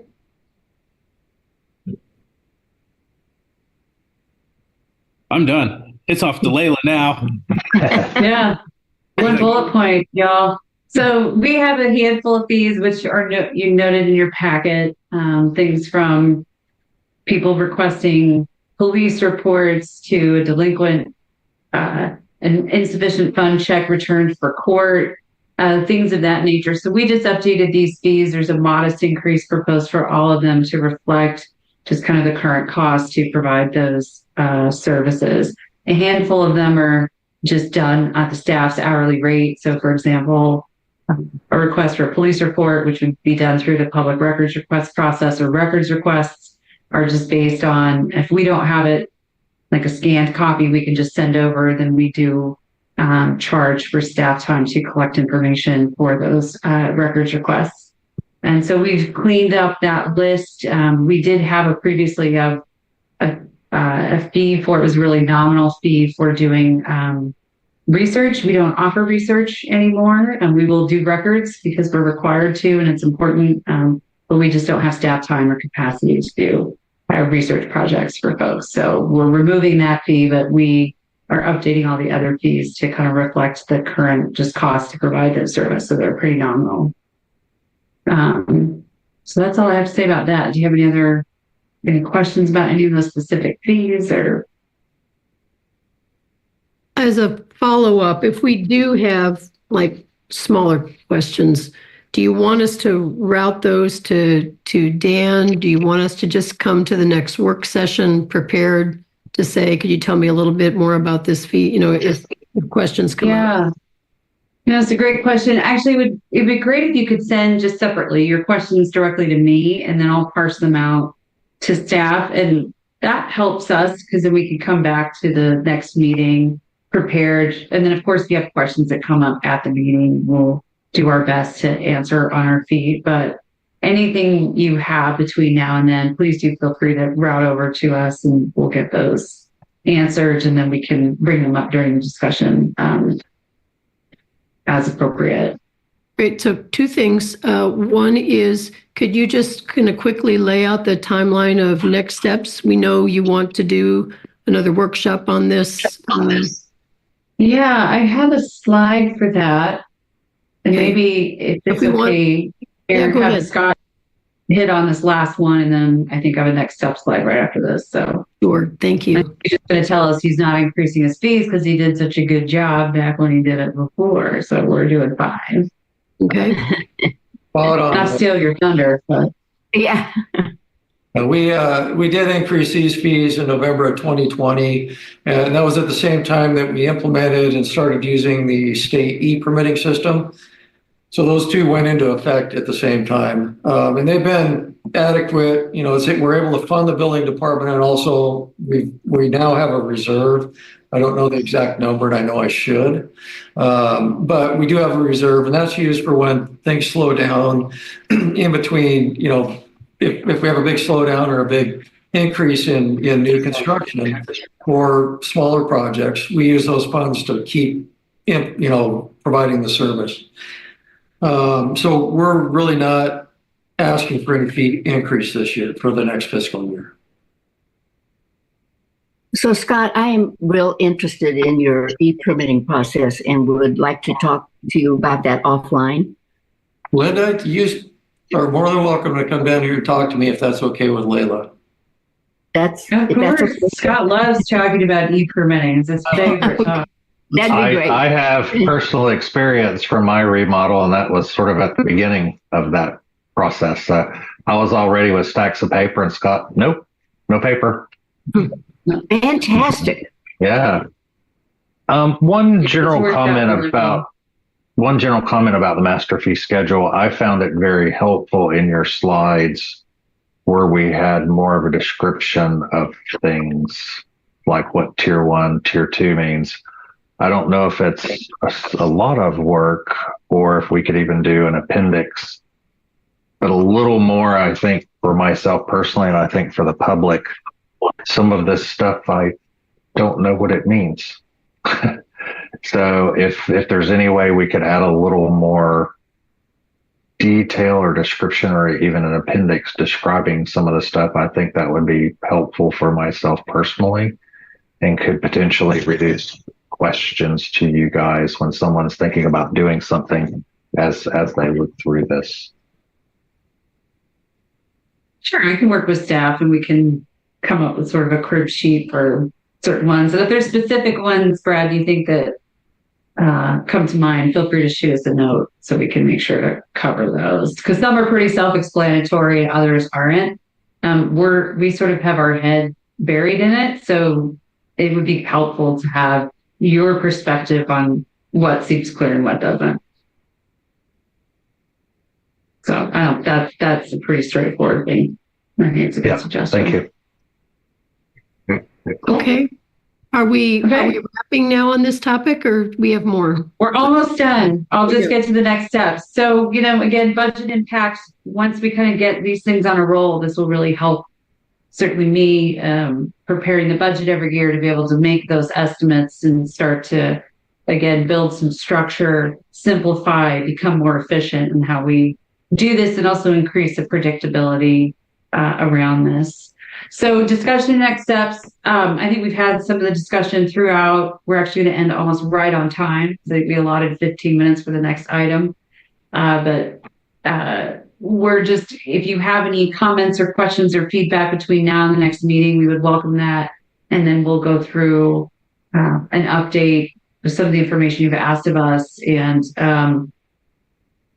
any updated recommendations based on that feedback. So our anticipating is returning for the work session in March.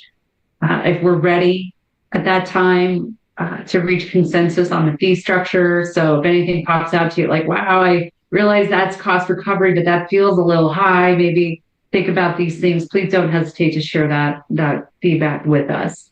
And our goal would be to adopt a resolution in April. Again, we got to take all these necessary steps to unwind and clean up and make sure all the, I keep thinking of like a crime board that has all those strings that are attached to different things. We anticipate, want to try to get this thing into place by July 1, 2024, but just ask for your patience and flexibility if we end up doing like one resolution this way, but getting ourselves to where next year we're doing it all in one fell swoop. But again, the point is to build a system and an annual process that is just a straightforward, transparent, clear activity that again becomes a sustaining model that can be replicated. Many city managers past me, so that's the hope, and that's kind of where we're at. So Layla, a couple of things. Is it possible to send this presentation out in a PDF to us? Yes, we'll post it on the website too. But we'll send a copy to council. And just one comment. This is one. First of all, I really appreciated the historical view to understand how often we actually talked about this stuff. And secondly, I think this is one of the most thorough presentations of what we deal with and our options that I've seen. And I really appreciate the effort. I know it took a lot of staff effort, and I really appreciate the time and energy that you and staff put into this. So thank you very much. Agree. Thank Great you work. for that. Thank you. Yeah, staff, Dan and Scott worked really hard on this. And, when you're developing a framework, once that thing's working, it just makes it look easy because it is easy, but getting to that point is quite a bit of work. So they did this kind of on top of all their other stuff. And so I just really appreciate that effort and look forward to this becoming a really streamlined, simple process that just, is replicable and lives on. So thank you. And this is one of the things I would point out very explicitly too. I mean, this is a part of Dan and Scott's work. So it's not on top of, it's the core work. And so managing the capacity, and I know it's not easy, to run the day-to-day while you're restructuring and rejiggering and getting input and looking at pulling everything together. That's significant, but that's an indication of a disciplined organization that knows how to do that. And I know everything. Sorry? You were getting some feedback. It was okay. I know every day doesn't feel like that in Public Works or in Scott's area, but this is the end result. So I would really just like to thank that particular aspect of the work that staff has done and Layla has done. And I know we're going to see more of that, and the kind of level up work around city operations and how they run. We've made a lot of progress on that, and that's going to continue. So thank you. Okay, now we're on to Jerry, Rules and Charter. Yes, thank you. And I think I can be pretty quick about this. So at our December workshop, we had a conversation regarding potential changes to our council rules or to the charter that could have, if they were in place, could have avoided some of the issues that gave rise to the investigation in the first part of the last year, 2023. The investigation did touch on many matters that had nothing to do with any rules or charter provisions, but it did touch on a couple of both. And so as a council, we want to make sure if there's a way for us to tighten our own rules or propose changes to the charter moving forward, we want to take a hard look at that. And as an initial step, we agreed that I would sort of scan the rules and the charter with a lens of looking at the issues that were investigated and to try to figure out if there were ways we could avert future difficulties by changing rules and the charter. Let me start with the charter. That's the easy one in a sense, both because it's would be very difficult to change and therefore require a longer term process. And also because in terms of the investigation, there's really only one section of the charter that was germane, and that was Chapter 5, Section 22. So I would like everybody on council to note these a few number of provisions that we really need to take a hard look at in this context. So in the charter, it's basically Chapter 5, Section 22. I will tell you that in going through the charter, just to give you a sense of what we might consider if we do undertake a true charter review, there are at least 25 places where we really need to update the male-only pronouns. There are a couple of typos that I found in the charter. I think there are at least 6 areas where I think clearer language can avoid future difficulties that we've either experienced or potentially could experience. And then I think there's been a lot of conversation in the community about maybe we need a different approach to filling council vacancies. All of that is in addition to anything we might do to Chapter 5, Section 22. So the charter review process, I think, is a conversation for another day. We need to really seriously think about, do we want to do it? If we want to do it, what process brings us to a public vote on a charter? I have some ideas on that, some thoughts on that. I'd love to share them with council, maybe at a future workshop, maybe at the upcoming retreat, but I don't need to bog down on it right now. In terms of the council rules, again, there are only 2 rules primarily, Rules 9 and Rule 10, Rule 9 and 10. So 9 deals with ethics, decorum, and outside statements, and 10 deals with interactions with staff and city attorney.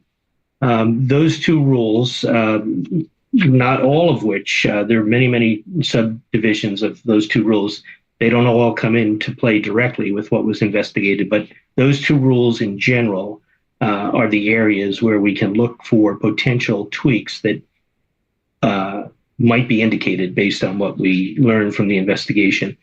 And by implication, Chapter 11 is something we should probably consider, because Chapter 11 actually goes to the enforcement of council rules. And I think one of the things that we're going to figure out as a council is that the rules themselves as written may well have been more than adequate to avoid certain issues and certain difficulties. The problem may be that we were negligent in enforcing those rules in a timely fashion. And so we may need to take a look, not so much at changing the rules, but changing how we self-enforce the rules as a council.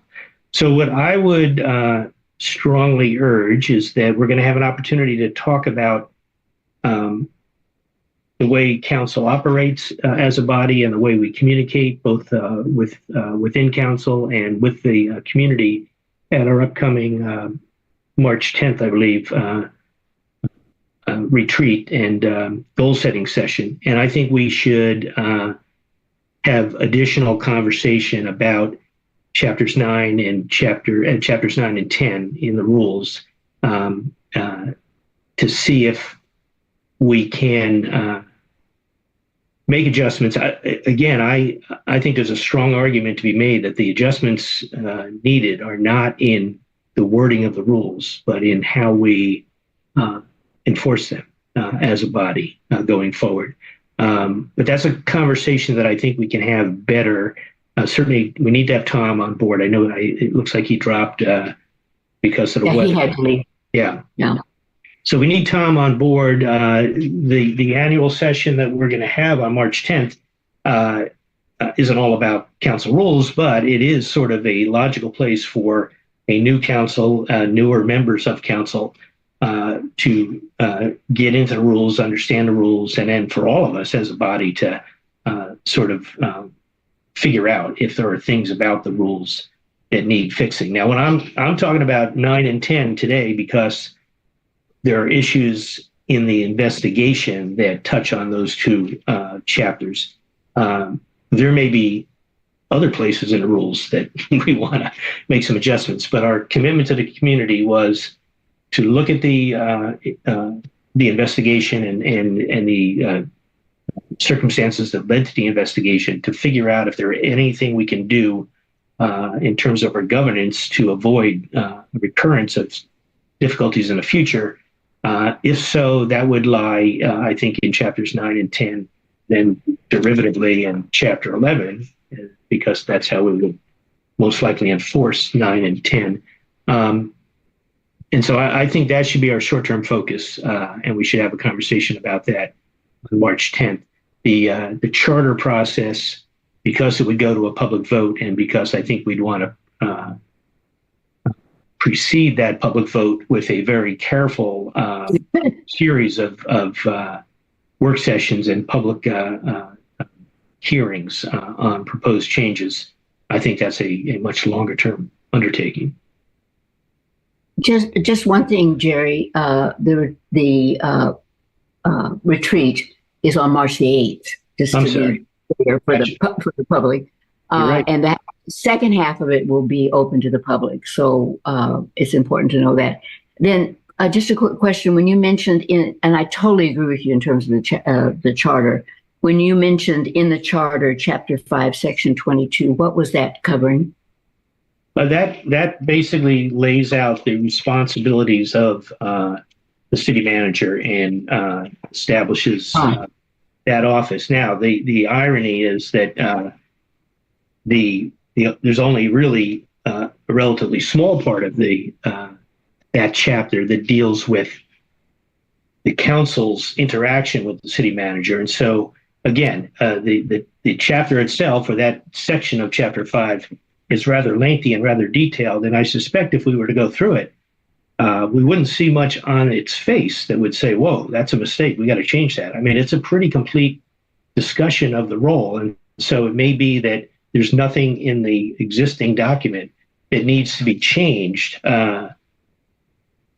But the interaction between the manager and the council is what needs to be addressed in terms of what we learned from the matters investigated.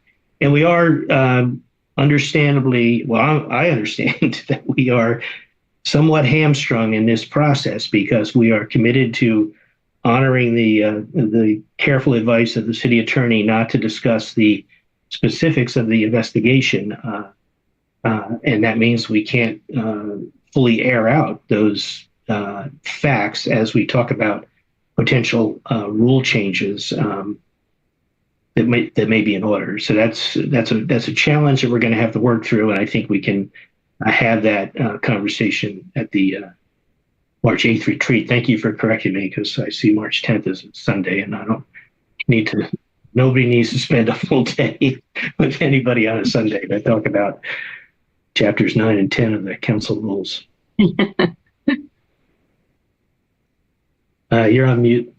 Sorry. Thanks.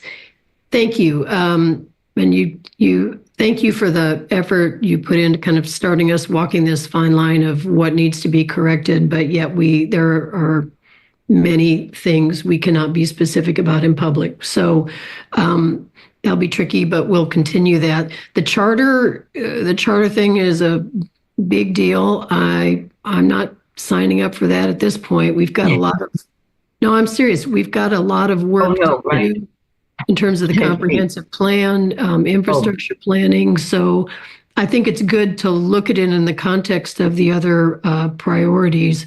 And then I think especially when you have people who are new, and we will continue to have new counselors over time, it's never a bad idea to stop and just be very explicit about who has what responsibility, what proper etiquette and behavior look like, and how we deal with that as a body when there are issues that need to be brought up, is particularly because almost all of our work is conducted in public, which makes it a very different thing than a private organization or a small not-for-profit or a large not-for-profit. So it's a different situation.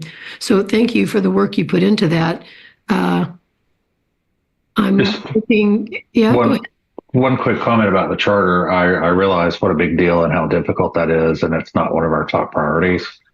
But I think for the long term, it is a good idea to start documenting some of the things that we think or might suspect should be changed. So like Jerry mentioned, some of the typos and the male-only pronouns, which is one of the first things I picked out when I reviewed it, is to maybe let staff or Layla sort of keep a running list.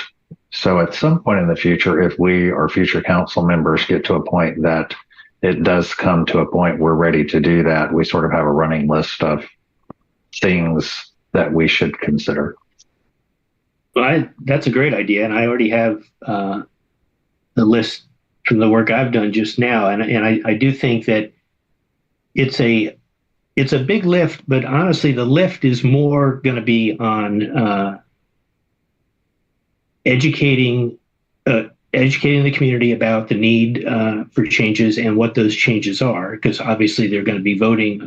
Ultimately, they'd be voting on a 12 or 13 page document. Got a lot of detail crammed into it, and so it would be really important to bring the community along in that process slowly and deliberatively and carefully. But having said that, as I read through the charter, it's pretty solid. I mean, it's not like we are rebuilding the building at all. There are some significant changes we could make, but I don't think, and I'm not advocating for us to jump ahead and get into it right now. I'm just saying that I think the behind the scenes work on the charter can begin, as Brad is suggesting, just by us starting to take inventory of what needs help in there. But I think the behind the scenes work is relatively easy or accomplishable.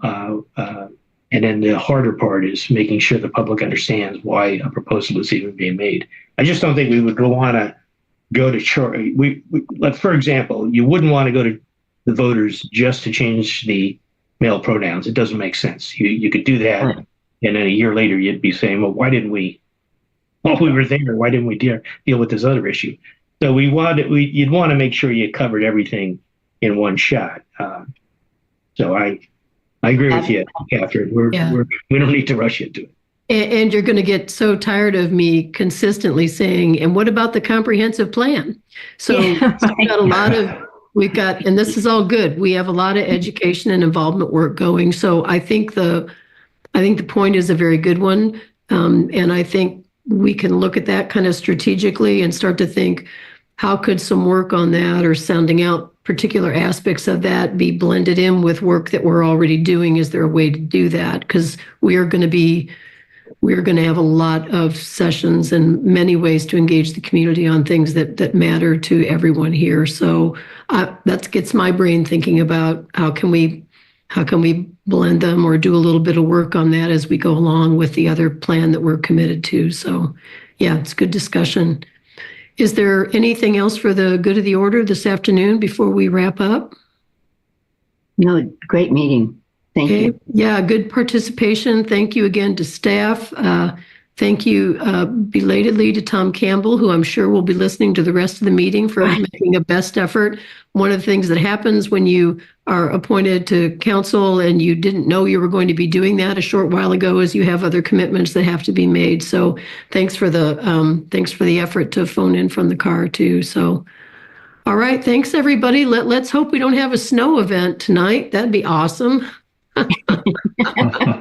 Yeah, okay. Yeah. No more. We'd have to have another hour on gratitude with Public Works and everybody, which we can do. I'm happy to do that in March if we need to, but let's hope that we don't have to do that quite so soon, okay? All right, thank you, everyone.